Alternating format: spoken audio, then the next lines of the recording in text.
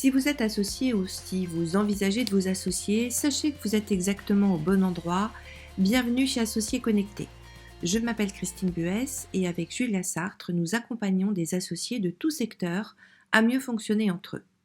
Parce que la relation est la jonction de toute collaboration, nous parlerons ici de relations d'associés. Dans ce podcast, vous trouverez des conseils, des retours d'expérience d'associés, de quoi vous éclairer et de prendre la hauteur pour mieux vous ajuster ensuite.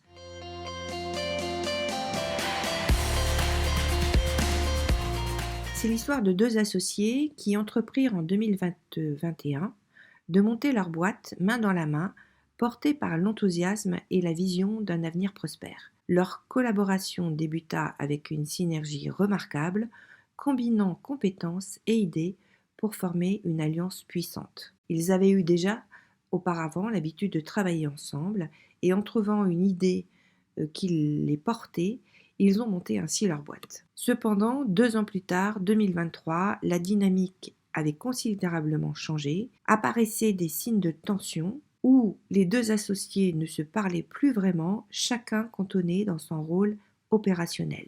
Les 3 principales causes de ce dysfonctionnement étaient pour ce binôme d'associés, d'abord une divergence sur la stratégie pour atteindre les objectifs qu'ils s'étaient fixés. Ensuite, une communication défaillante, ils faisaient très peu de points communs, autres que techniques, et ne prenaient pas soin de la relation entre eux. Troisième cause, un manque de flexibilité. Les associés étaient cantonnés dans certaines rigidités, pensaient avoir raison, et les relations étaient malmenées par des malentendus, des non-dits ou des interprétations erronées. Ainsi, l'histoire de ces associés qui avaient débuté avec une collaboration prometteuse, évolua vers une situation où les divergences d'opinion et les conflits entravèrent leur capacité à travailler ensemble de manière efficace. Quoi faire pour éviter ce type de situation ? 4 actions simples. Premièrement, établir une communication transparente dès le début de la collaboration. Ça veut dire organiser des réunions hebdomadaires pour ajuster le fonctionnement de la collaboration. Deuxièmement, apprendre à se dire, à nous dire les choses de manière authentique. Une des manières de le faire, c'est d'aller se former pour savoir se dire les choses. Troisième point, réévaluer régulièrement les objectifs et la stratégie à partir de sessions planifiées.